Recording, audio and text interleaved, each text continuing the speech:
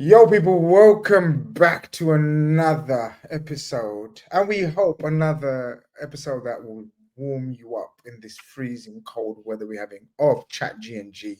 This is Gags Tandon over there. Is Mr. Grizz Khan. And we are here to talk about all things Liverpool. And we may disagree on a couple of things today because chatting behind before we went live, Gags, you I always think when people take off their glasses, right, and start cleaning them, right, like you started, do what you was doing because you was cleaning your glasses and you was talking. I'm I always Superman now. think when people take off their glasses when they're about to make a statement or say something, they're about to get very serious and it's a rant coming along. And that's exactly how you started off. And I stopped you in your tracks because I said, listen, let's take this into the show because we could have had chat and a debate. And this is what it's about. Chat G and G. People, welcome back to the stream. Hope you are all doing very well. Like, subscribe first and foremost, whoever is here. And whoever comes in, the first thing you do when you go into someone's house is usually go abide the house rules. And our house rules are the only house rules we have. Nothing else. Is just to like the stream. Mr. Gagstanden, how Yes. are you, sir? I know how you are, but let everyone else know. How are you? I'm not happy. I am not happy bunny today. Not a happy bunny today. Is there Because a reason? I'm the most upbeat and positive of Reds that you can find. And I Right. don't have a problem with the manager. And in fact, I don't have a problem with most things at the club. But the one thing that annoys me is when we don't help this team out. I love this team. I love the players. I want them all to be super successful. Whether they decide to stay with us or not, like literally, if people decide to go in June, you've done brilliant for us. Those three that would go, you know. Hopefully they don't. I'm just saying if they did, I'd it wouldn't be a negative. I wouldn't be negative towards them. I think they've given me some of the best times of my life, and I've watched Barnes, Beardsley, Houghton, and Aldridge in the pomp, but the joy that Mo Salah, Sadio Mane, and Firmino gave me was amazing. So if you could give Firmino and Mane a send off and not hate them, why wouldn't you do the same for these three? Why not? I know Trent's younger, but still, it's the same thing. They were all together. But why am I not happy? Not happy because I feel like it's another season, and I feel like it's becoming another season. And tell me if I'm wrong, because I'm happy to be corrected. I got no ego. This is just my opinion. A normal Liverpool supporter, like everybody Mm, else that's watching. I'm mm. privileged that I get to be on a YouTube show and with a great man like this, and you guys all watching Oi, us. oi, oi, oi, oi, oi, oi, oi, See, I gotta be nice before I go bad. Um, oi. is because I just feel like we've cut ourselves short again, as a squad. And I feel So, like, and I said this yesterday, and it went off on Twitter, and few people call me names, but I said yesterday, I asked people to tell me if I'm telling lies, but I said that we're making the same mistakes that we're made, it's appearing. We're not there yet, but it's appearing yeah. like we're making the same mistakes that we made last year. We've got an opportunity. We're 8-9 days into a window. The squad looks like it's flagging with the first 2 games of Jan. 2 games that you'd expect this squad to be up for. 2 games that Man United at home and Tottenham away that you just spanked 2-3 weeks ago that you think you'd be up for. And you're getting some sicknesses and some illnesses here. But what's happening with that?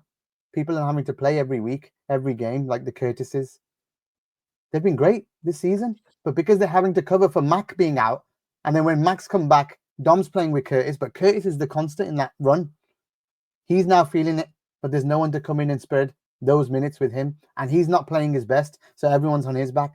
It's not about Curtis, it's about the squad. Yeah. I feel like Hey, we have we have fan media out here, like Anfield Index, doing fatigue indexes on Under Pressure and on Fatigue Index podcasts with Simon Brundish, and he's putting out there on Twitter every single week for the last 2.5 months that most of the big guys are getting into the red. Most of the big guys are getting into the red. They're gonna get hurt. They're gonna get hurt. Something's gonna happen. This is this is. Let me ask you a question, Grizz. Is this majority the same squad as last season? wait, is it identical, right? Yeah, because Chiesa's not playing. right? Now, it's the same squad. Can you tell me what happened to this squad last season when it got overplayed every cup, first teams in most cup games, and getting to cup finals? What happened by March? No, you're April? spot on. Look, let's break this down, because I think you've said not a lot, but quite a bit, if you know what I mean. Because you've gone straight to the actual meat of the conversation, which is squad depth. Can I ask you, because look, and I agree with what you say, but I've got to give my perspective. It's only fair. Yeah, of course. So, but I do agree with a lot of what you said. But I just want to throw in a small spanner in the works, and the way you're thinking about the squad. I 80% agree with everything you said. The only 20% or so I want to ask you and disagree, not disagree, but is the slot factor. Yeah. So if this was Jurgen Klopp in charge and the same situation, I'd be as frustrated, if not more angry than you, because we've seen this year in, year out with Jurgen Klopp and the squad, and the lack of depth, or I should say lack of depth that he wants to utilize, because we've always had a certain amount of depth, but he doesn't utilize it. No. Can we give a bit of leeway, because can we give a leeway to the ownership or recruitment agents, recruitment side of things, because of the new coach, and say maybe, just maybe, Slot wanted this number of players, Slot wants this squad, small squad, and is very happy to go with it.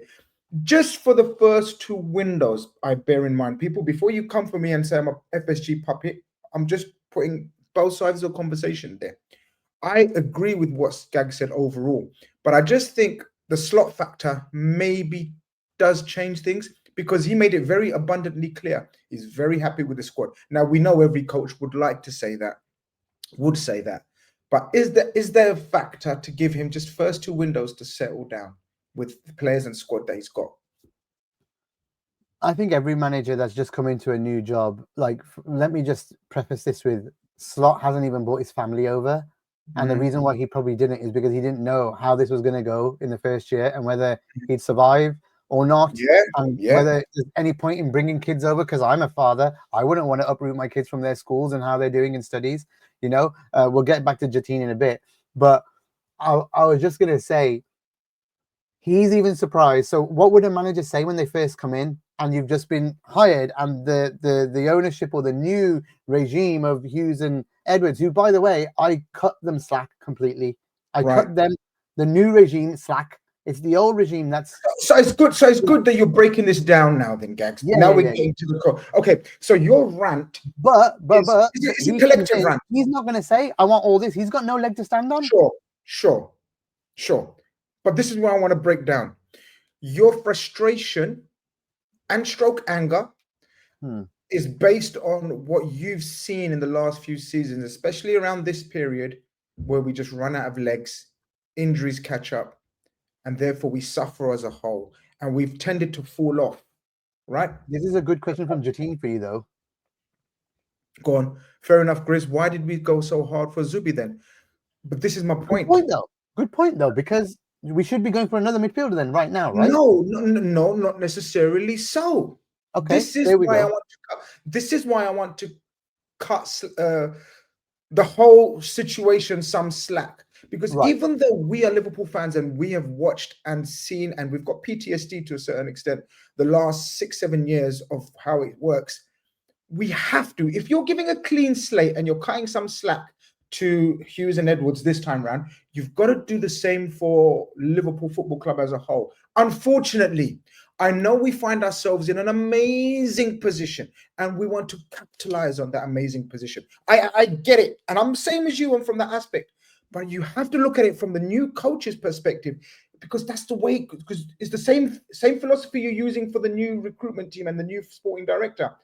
Slot and Hughes need to assess their situation. And unfortunately, you can't just go do stuff or take risks in your first window or two, like bringing over your family, like going into transfers that you're not sure about.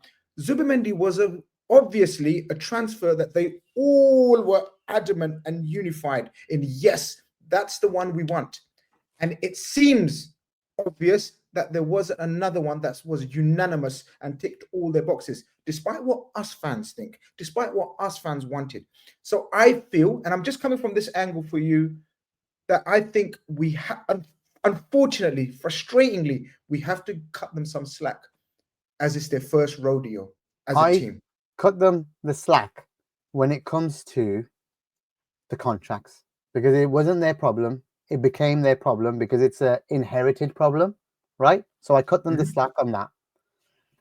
What I expect from a $1 billion pound company, what I expect personally, and what I expect after meeting him in person once and how he came across. Like, I met Edwards on a plane and we had a 45-minute conversation. I said this yesterday on the post-match. If you've seen it, sorry for repeating it because I'm telling Grizz because he doesn't know this story, because we're properly connecting now. But I got to meet him luckily, and I got upgraded to first class. He's sitting in first class in Virgin on the way to Boston because I was going for the preseason. I had press passes, and lo and behold, I asked his wife if I could speak to him, and she said yes. I'll send him over when he comes back because he wasn't in his seat. And I apologized for like disturbing the. I was very polite. I wasn't trying to. Yeah. We can imagine you being very polite. You're not the irritating. So he comes all the way around. He comes all the way around the plane and comes to me on my seat. Oh, wow. Where I'm sitting, and stands next to my seat. So I stood up because I respect this guy. We just won the European Cup. Literally, I'm like, guru, man. Come on. Yeah. So plus under pressure and pressing stats at the time, we're going through the roof. We were getting quoted in the Times, things like that. And Jonathan Northcroft was using the stat. It was just like, this is peak Anfield Index time. So he even knew you're the pressing stats guy. I was like, what the hell? Imagine. So amazing. He just went through how they plan, and it is like 18 months in advance and stuff like that. But what I'm expecting is you were only gone for 2 years or 18 months or whatever, or a year actually in total. And I know for a fact he would have been in touch with Ward, because Ward is kind of his Ward, to say in a way. Now, if you think what I expect from him, from after like just meeting the man in person, knowing the kind of mindset that he takes, because he was very honest, and because he doesn't do interviews, and I wasn't interviewing, it was just a one-to-one convo. How he came across was wonderful. Like, honestly, we are lucky to have him back at the club. I promise you, and I don't diss him. But what I expected from them and him is that he would have some sort of a plan coming in, not take another 18 months to implement something, because he has the background. He's been here before. It's like it's new for him. Hughes, yes. Edwards, no. Right? He should be planning something. And I just feel like when we've had a year and he's been watching, he must have been watching, because he won't come back if he's not been looking at how Liverpool have been doing, what happened last year, analysing it, speaking to the staff that when he came in, what happened last year, how did we get injured, what was the load like, what technology are we using to manage players' loads, what is it all? Dude, we're on the verge of repeating the same mistake as last season. We're on the verge. And I don't expect that. I don't, because anybody says, any manager worth his salt, I'm a man manager in real life, like, I got teams. Learning from your mistakes is the biggest thing. That's the lesson, man, in life. You fall down, you learn to get back up, and you go again. It applies to anything. Football's the same. This same squad struggled with injuries in February, March time last year. We're about to repeat the same mistake if we're not careful, because these players are looking incredibly tired, Grizz. Incredibly tired. So first and foremost, that's an amazing story. I didn't know that. And with regards to your fatigue index show and the pressing stats and everything under pressure, I can't recommend it enough to people. First and foremost, people, make sure you go and check out Simon Brundish, the stuff Simon Brundish and co are doing. And me and Simon haven't spoken in ages, actually. I think we still got each other blocked, but he's wonderful at what he does. That's just different. Yeah, me and Simon, we'll thrash out when we get to speak again. It's not a problem. We're grown-ass men.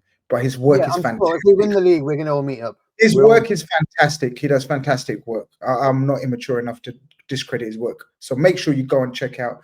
Gags, give that a plug, because that needs to be plugged. Yeah, Under Pressure is on Anfield Index Pro, anfieldindex.com/join. It's behind the paywall, but you can listen to 30 minutes free every week just to see how it is on it's any so platform. informative and educating. It's magnificent. Now, I agree with you, as I said, in terms of potentially looking like repeating the mistakes, okay? Potentially players falling off a cliff.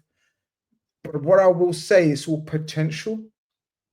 I think and this is without going into the details like I'm sure you guys have. So this is where I'm talking from an absolute layman, and you can educate me and correct me if I'm wrong, right? But just to the naked watching eye, I feel as though Slot and his team have managed certain players' minutes rather better than Klopp did, moving into the crucial Agreed. part of the year. I Now, agree. I agree there is certain positions, like we're going to mention, probably Gravenberch. Both of us are going to agree on Gravenberch. Okay. It looks like to me Gravenberch is being overused or has no choice. He has no trust. It's very obvious in Endo playing that role, giving him a breather of sorts, right? Especially, but he's probably going to give him a breather weekend. I just feel as though we've timed it. I want to give him the benefit of the doubt in his team, because the way we've managed the cup competitions and the Champions League campaign, Gags, I was looking through our itinerary. I was looking through our fixture list, right? And just give me 1 second, Apparently, right? there's an Ornstein bomber gone off, by the way. We need to just quickly check. You keep talking. I'll get the Ornstein bomber. Oh, consider move to sign. I can't say Khvicha's name. Kvaratskhelia, I swear to you, I had a tweet drafted and I said Liverpool will be interested in Kvaratskhelia because he's a massive Edwards. Edwards is a massive fan, and we were involved with him last time. Look at that. Look at that. Wow. Is it a bomber? I'm trying to find it somewhere. Let me have a look. And this is, there you go. Liverpool could consider move. I'll read it out for you. Go for it. Liverpool could consider move to sign Kvaratskhelia if leaves Napoli in June. Liverpool not actively seeking winger, but admire 23-year-old. Alert situation. May contend if becomes market opportunity. There you go. There you go. Why would he write that? It's all could consider, may contend. Like, why would he write that? He doesn't write those. He doesn't do a tweet for no reason, Mr. Ornstein. Well, this is the thing. I think this would make sense on two parts, right? This is future proofing. I think if Diaz doesn't get a new contract, because remember we spoke about Diaz, and guys, we got to change paths a little bit, because obviously this is an Ornstein bomber. Big bomber. You want to hear us talk about the bomber? Exactly. This is Ornstein bomber, man. Come on. So this makes sense, Gags. Two things I'm going to ask you and the panel and the people in the chat and who are watching, and let us know what you guys think. Does this indicate Chiesa, right, going back, being unsuccessful? And does it also indicate Luis Diaz probably not being extended contract-wise? Because it doesn't make sense. There's no other way, or is there any other way? There is another way. It could mean that Mo is not staying next year. It doesn't make sense positionally. Profile-wise, positionally. He's left, yeah. He's left side, isn't he? Well, I think the main thing is that Chiesa will be make weight for this if it happens. Chiesa going back to Italy has been massively touted and reported, or at least rumored, in the last few weeks, or at least last month. But oh my God, then you're right. Diaz has actually been playing better up front, like you said. Remember about 3-4 weeks ago.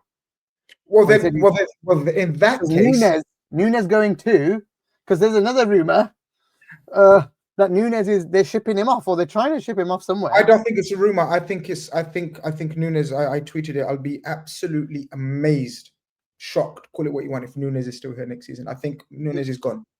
Let me tell you something. If they, oh my God, say it. Imagine if they sent Chiesa and Nunes packing, brought him in, and then, oh my God, that's such a bloody upgrade, dude. Well, listen, But glasses are coming off again. It does yeah, well, not fix the defenders and the midfielders. Like, I love it. I would be so happy, but I can't let myself get dragged but in look to at the this. keywords. No, no, no, no, no, no, no, no, no, no, no, no. But look at the keywords of the article again. Read the keywords article again. Right? It may contend it becomes market opportunity. Gags, we are the masters of market opportunities. We are bargain basement hunters. Gags, we Bardi are wants the us to original, leave Darwin we are alone. the original Asian parents going out looking for a bargain and making sure we get one. Come on, we are the best at that. We have history, we have heritage in this field. So if someone like Kvaratskhelia is available for 67 million pound, which is a quoted price, Mr. Tandon, in this day and age, you're getting a world-class attacker, let's say attacker, for 67 million pound, with the potential of 20 million of that. Are you ready for this one? 20 million of that being offset by the sale of Ben Doak. So what I'm putting to you, basically, what I'm pitching to you, basically, Gags, and this will maybe change your mind completely, because I think you're like, No. Nunes and Doak. Nunes Bro, and Doak for sorry, you're Kvara. confusing me. I'm totally happy with the player that they're going to sign. Like, that's great. I'm happy. I just feel like there's other priorities. And yes, you're saying we're the masters of the opportunity and we'll go get it. Can we not find an opportunity in midfield or in defense, please? Like, there must be opportunities somewhere. There must be, Grizz. Those are our pain points, bro. But that's fine. But that's the long term. That's not a market opportunity. We will still attack that if there's an opportunity, right? There's no opportunity. For example, let me give you an example. Let's say a Hato that we absolutely want from Ajax, right? Young centre back, stroke left back, can play left side, very cultured, very advanced for his age, brilliant young prospect. Ajax won't release him in January, but if he was available in January, we'll attack that. That's an opportunity. Kvara has been available, made available in January, so we have to look at it. We have to look at it, Gags. It makes all the sense. I agree with you in terms of priorities. That doesn't change. The long-term priority is defense and midfield. For sure, we have 6 attackers. But what I'm saying is that 67 million pound, like Ornstein says, that's a market opportunity that we have to look into. We have to look into how you'd persuade him to come and be the 7th, 8th attacker stroke at the moment. I think we'd have to tell him Nunes is off, Doak's off, Chiesa's potentially off. You'll be one of potentially a magnificent 5. Magnificent 5. Yeah, and remember, Diaz can play right as well if he wants to. So Diaz is totally comfortable playing on the right side as well. So yeah, I like Diaz on the side. Yeah, central or right, Diaz can literally play across the front 3 for me. So it's not a bad. I mean, wow, how this blimmin' show has taken a turn from. You see, when transfers happen, I'm just like the rest of you. I get very excited, but I'm gonna stick to my guns and not get too overexcited and say we are. I just wish, Grizz, they would do the thing and sign the players where we need them. Grav is struggling, man, with running after 80 minutes, 75 minutes. He's struggling. It's not his fault as well. Like, I'm never gonna. This set of players, I'm not gonna blame him. And during the game, I'm gonna be emotional and probably swear and stuff. But when I actually have my good head on, I'm just gonna be saying I can't blame them because we're overusing again and again. Look, going back to slightly the conversation that we were having before this Ornstein bomber, we can't have it both ways, guys. I just don't think we can have the cake and we can't have it all our way. If we're saying, and like you're saying, you thought Edwards is this guru and he was the mastermind behind the resurgence of Liverpool under Klopp and Edwards and that team and the way they recruited and the way they analyzed data and the way they crunched everything and got numbers and bargains and everything, then do they not deserve to let them do their work in silence and in peace? I agree that it's from our side, it's frustrating because he's come back after 2 years. But I disagree with you. I think he's the type of guy that's so busy and he can't He's so focused, and obviously I don't know him on a personal level at all, but he comes Well, neither across, do and I. most of these people are so focused, so focused, and like laser focused, right? I don't think they've got time to keep an eye on X, Y, Z, everything. No, I no. think Edwards does need the proverbial feet under the table time, and Richard Hughes and Arnie Slot. We keep forgetting Arnie Slot in the whole of this conversation. Arnie Slot, has to have the final say, in my opinion, in terms of what he wants to do. Because Endo wasn't sold, yet he doesn't trust him. What's the point of keeping him then? It's weird. This is the point I'm frustrated with most. I'm frustrated, but with different aspects than you. So Mateus says, by the way, he says Kvara and Mamadashvili are countrymen, right? 4G chess. Wow. Oh, Wow. That's an interesting point to make as well. who We did do like buying teammates from the same country. all the same team previously? What Diaz cannot be starting nine week in, week out. Absolutely not. Diaz is likely gone if Kvaratskhelia. That was your first thought. That's my first thought. Ben's agreeing with you. Is there anybody else that we could swap with Darwin or bring in from somewhere this summer that maybe played with? That's played with. No, stop. No, Darwin swap. Sorry, we sell Darwin. Is there anyone else that we could bring in that's played with? How do you say this guy's name? I can't say his name. The guy we might go for. Just call him Kvara. Kvara, right? Who call him was a great link up with Kvara at Napoli? What was his name again? What's his name? Where is he again? And he's got a release clause as well. He's playing in Turkey at the moment, and he's available. Can someone let me know the release clause of Osimhen? I think it's in the region of around 70 million as well. I may be wrong. Someone correct me if I'm wrong, but check out this release clause of Osimhen. Omar Mamouche, I think, is on the verge of joining Man City, guys. Sam, thank you for your contribution. I think he's all primed to go to Man City. I like Kvaratskhelia. I don't think. Well, there you go. There's another talking point. Yeah. So it's emerged today. It's emerged from Sky Sports. 2 reporters from Sky Sports, and the reason why I take interest in this is the second reporter reported it is Mark. How do you say his name? Mark McMahon. Yeah, that's fine. It's from Sky Sports, guys. The reason why I took a little bit more notice than I would of when he says something, it may have weight behind it because he's a very good friend of Julian Ward. How's that for a bit of linkage, bit of connecting the I's and the dots and the bit of a linkage?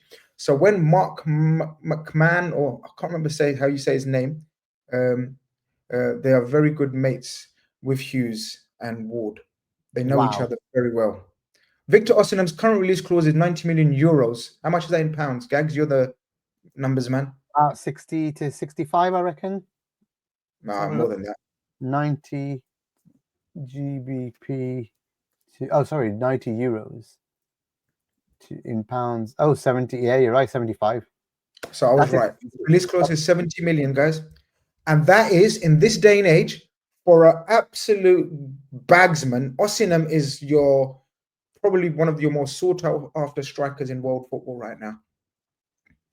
Imagine if they did it. Imagine if they went for something like that because Mo's going and they just replaced it with a whole new strike force. Here you go. Everybody else can fit. Gakpo and Diaz can fit in around him. I think everybody would be a little bit like, okay, that's fine. You're mentioning Mo, and I was going to say something positive about the Mo situation, but no, Mo's not going. So I don't know how that will work. What were you going to say? That's positive. Well, we'll get to it. We'll get to it. I can't share my bomber with the great Ornstein. Come on, let's just. Well, I was disappointed in Mo this week.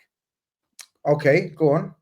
Because I don't agree in backbiting on Twitter for footballers. Yes. I just don't. Yes. No, I don't agree with it. I think what suits Mo is that he's awesome and he's a great human and he's everything and he's been so brilliant this season that he's been answering all the critics on the pitch, and he should continue to do that and not get wound up and bite on Kara.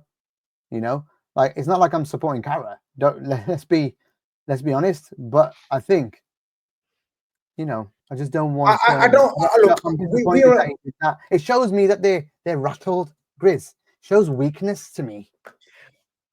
I don't think it's befitting of the way we've been running and operating on and off the pitch of the last few years to be embroiled. We see these kind of spats between United players and their pundits and Chelsea players and their pundits and, you know, even Arsenal, other clubs. We're not that club usually.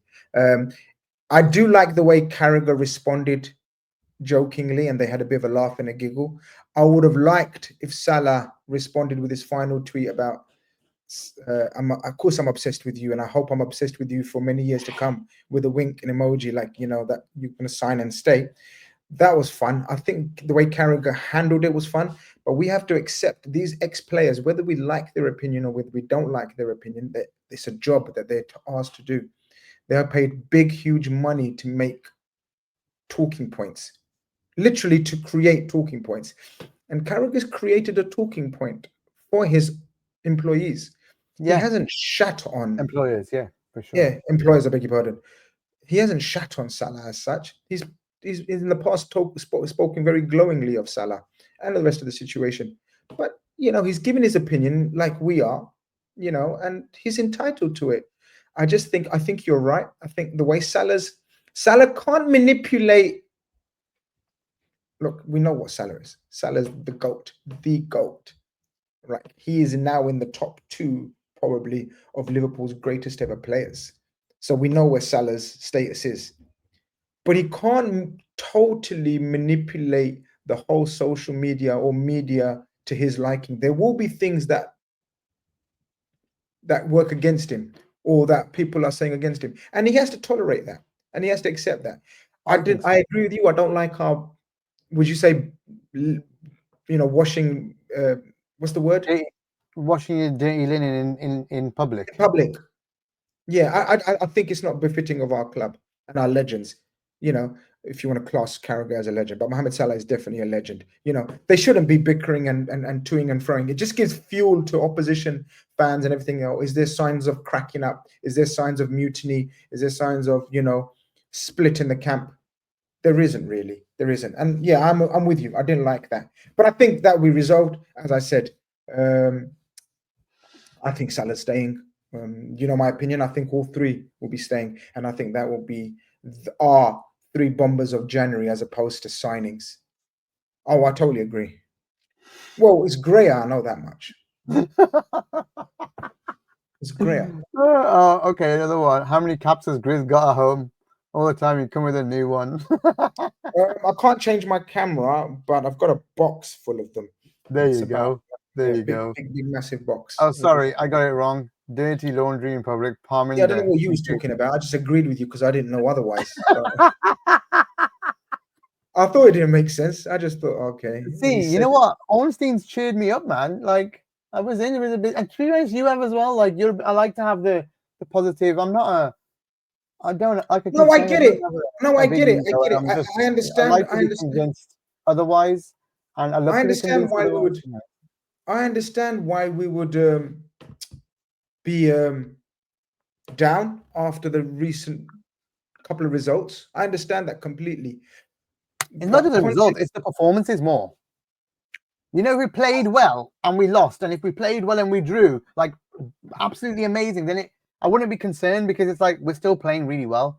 The fact that we've just been really like not ourselves. Should I say not ourselves? I wouldn't say. It's fine. But it's fine. There's not a patch a team doesn't have, and if this is the zenith of our rough patch, then I'll accept it. Like a couple of draws and a loss in a League Cup first leg, in the grand scheme of things, is not a disaster. Like no. But the title of today's show, is it make or break time for Liverpool? I will agree with that, though. I will agree with that because we were discussing our next 4 fixtures are literally make or break. I'd say we have Bournemouth, we have Forest away. So let's focus on Forest. Look, we've been 35 minutes into the show, guys. I hope you've liked the stream. If you haven't, We've spoken about the Ornstein bomber.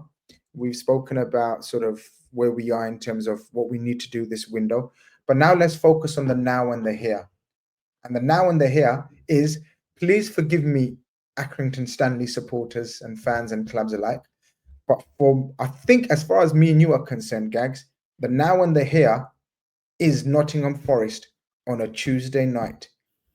Yeah. The biggest game in the history of Liverpool Football Club, as far as I'm concerned.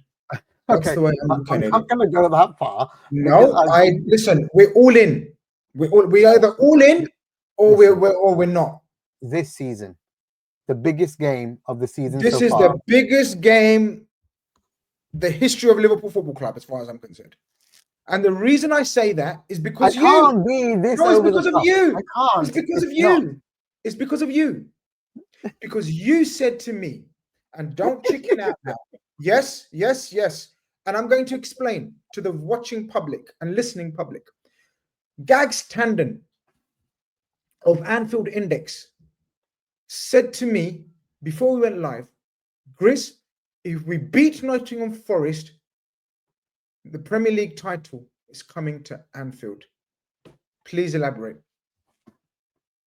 Yeah, I think if we go to Forest, the only team that's beaten us in the league, I said the league, don't quote Tottenham to me. The only team that's beaten us in the league is Forest. If we go there, they are completely flying right now. And I said this yesterday on the show, exactly the same here as what Matthias said. But I said, if here, basically, we went to second place Leicester last time we won the league and we battered them 4-0 and we didn't look back after that. You know what I mean? But I think it's exactly the same thing as then. We go there, we win. The boost you get from beating a team that's flying high, doing well, that beat us earlier in the season, so has something over us. There's a revenge mission in this as well. I think they won't look back after that. 9 points clear, one game in hand. Arsenal falling all over the place at the same time. I think that's the season.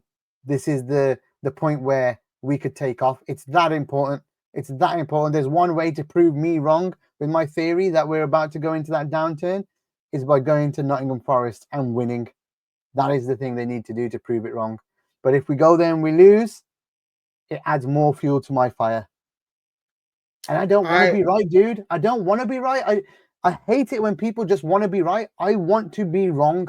I want Liverpool to win. That is the point. I want Liverpool to win everything.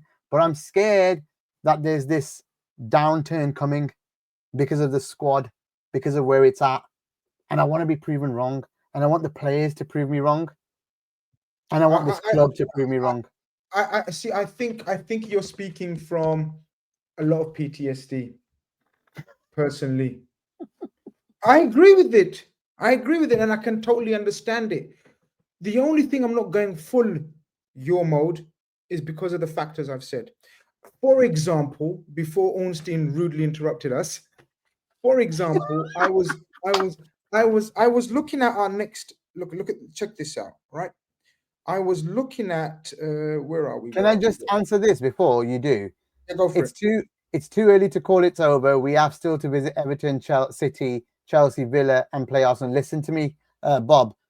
Some of those teams we play in the last 5 games. So this title could be over before the last 5 games, before some of those tough games come. Tottenham's in there as well. There's a few to end the season.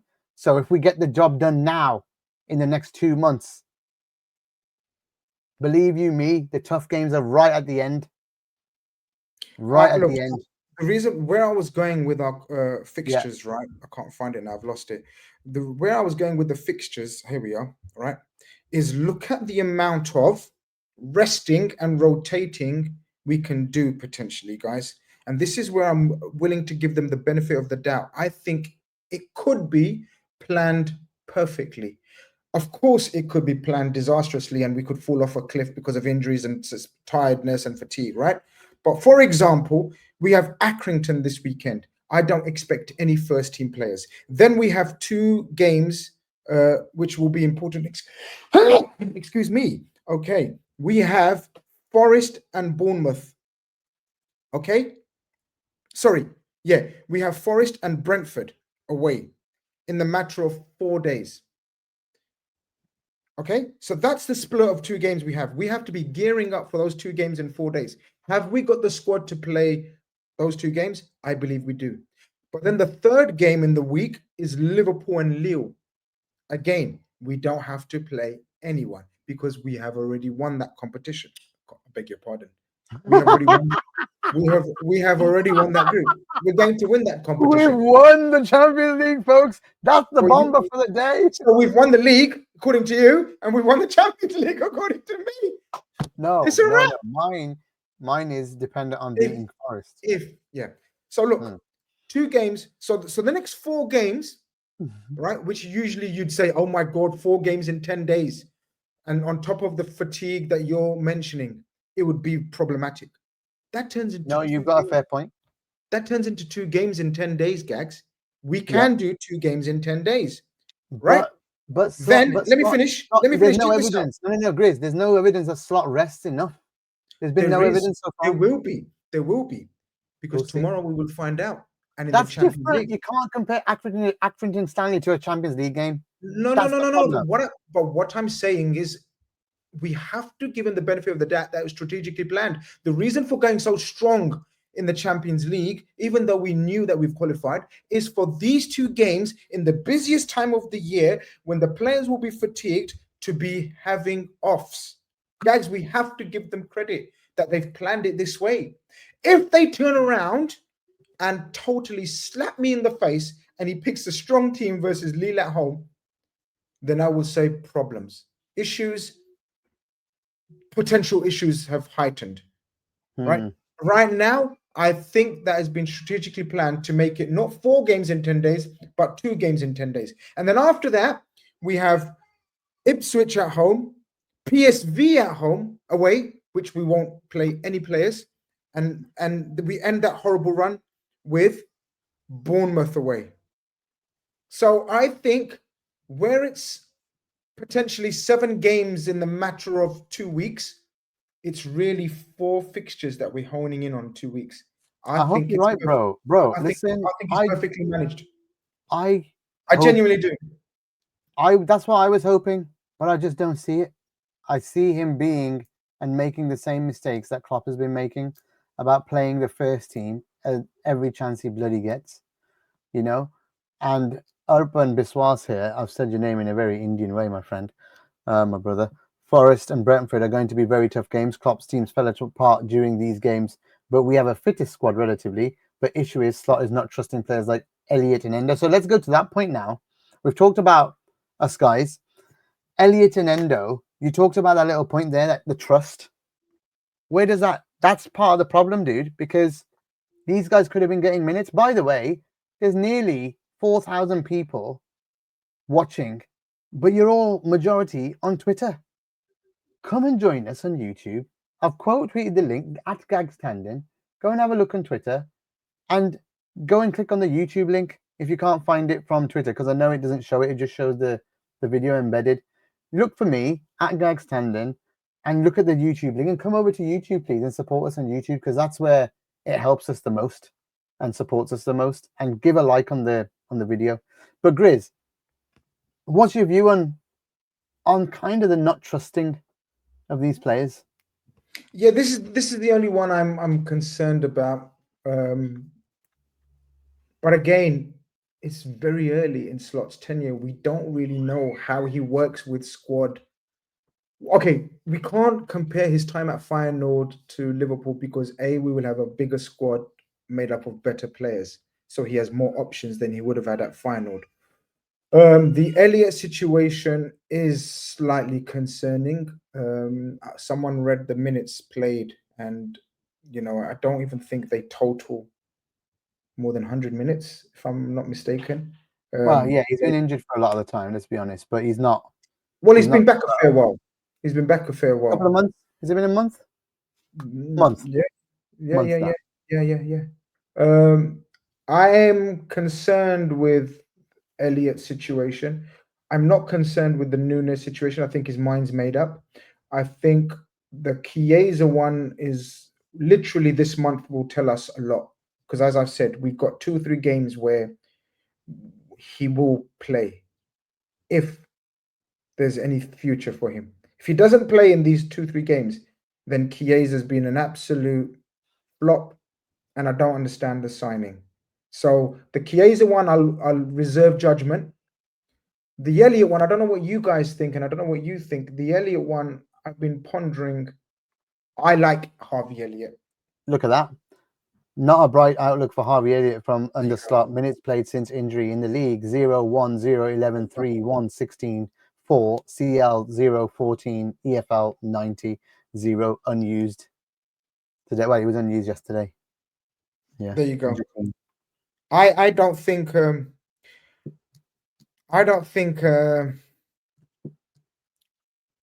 just like Endo is not a slot type player, it's very apparent. And just like he doesn't like doing things like playing Gomez at left back, I think Elliott could possibly not be a slot type player, and we have to accept that and deal with that accordingly then. Because if that's the case, doesn't matter if I like him, you like him, XYZ likes him. If Slot doesn't like him or rate him, then what's the point? Am I right? Do you agree? Yeah. I totally agree that if he doesn't like him, then what's the point? You know, we should. Do we need a bit more longer body of evidence? I mean, Jatine, thank you very much for that stats and facts. But again, I think this next month will tell us a lot of where he sees Elliott. Wow, unless he leaves this month. Can't see it. Dude, at the end of the day, there'll be a value on his head. And if we could swap him with someone or somewhere, going down to London at least, if there's any midfielders down south that would do a job for us, or at least Slot likes, give us some minutes. I don't know. I can't see it. It's we'd be risking even more. You're talking about squad depth and rotation and abilities and possibilities. I think Doak is the one that leaves for money this window.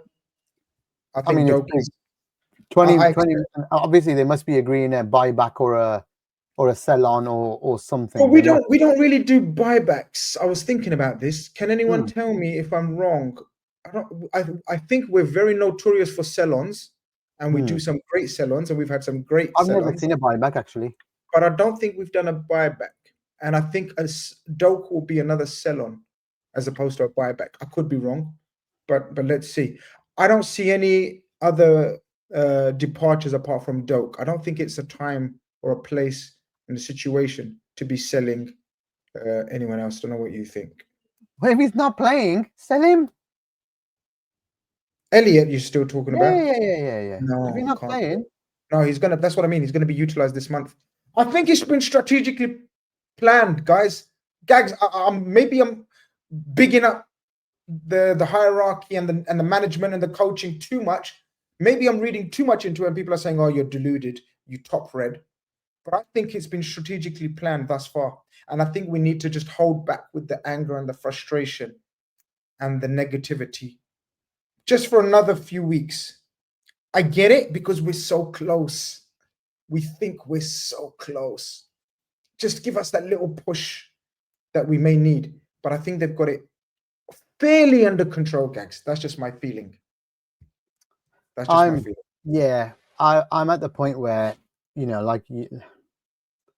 if you have players you're not using, what is the point of them taking a wage of your squad? And what is the point of having them just on the bench if they're not going to play games at all? Yesterday was tailor-made for someone like Elliott to play, dude, and save some legs on a Curtis on a woeful game. But I'm telling you why. He's knackered. He's knackered. He's been covering for Mac first, then he's been coming for Dom. He's not had a proper rest himself. So I'm just I'm I think a lot of things.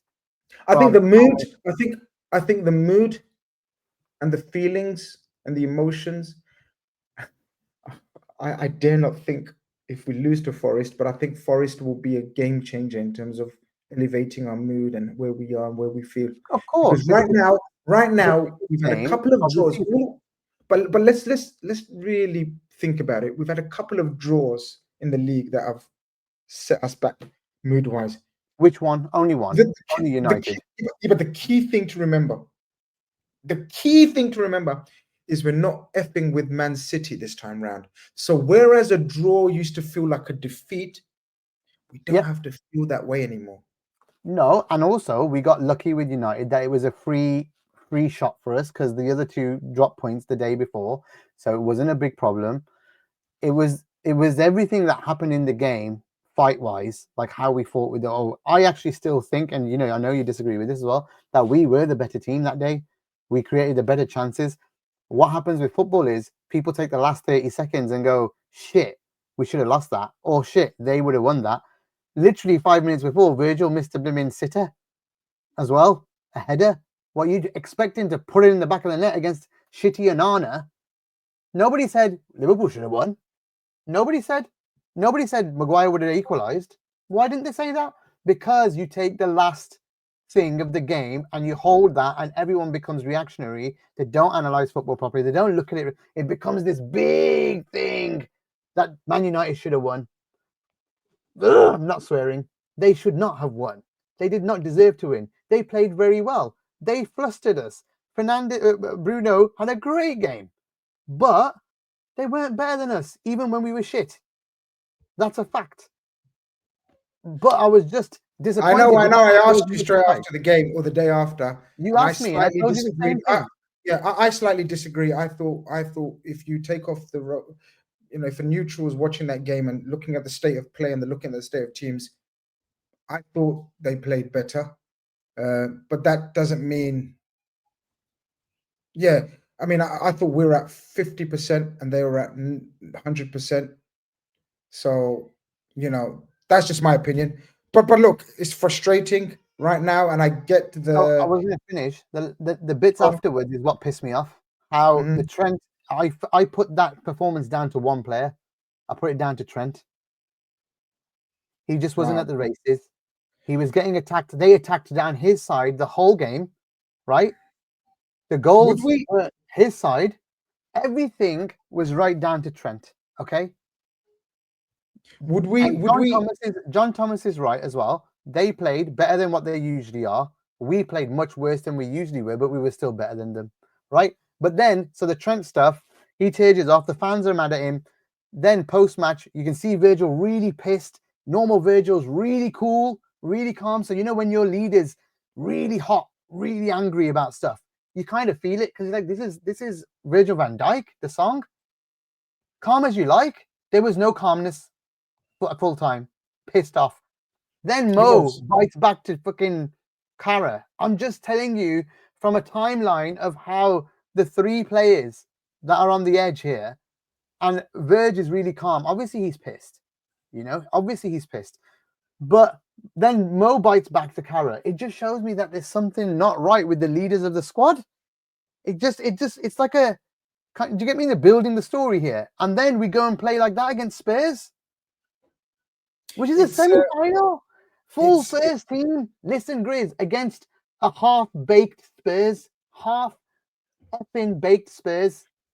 Well, their goalkeeper was inspired. Gags. Let's give them a bit of benefit of it. Yeah, we shot everything in his arms. He's going to be inspired. No, his whole performance was inspiring, making his debut, and it happens to us. How many times has it happened where a goalkeeper suddenly, becomes Lev Yashin against us and so composed and a brilliant.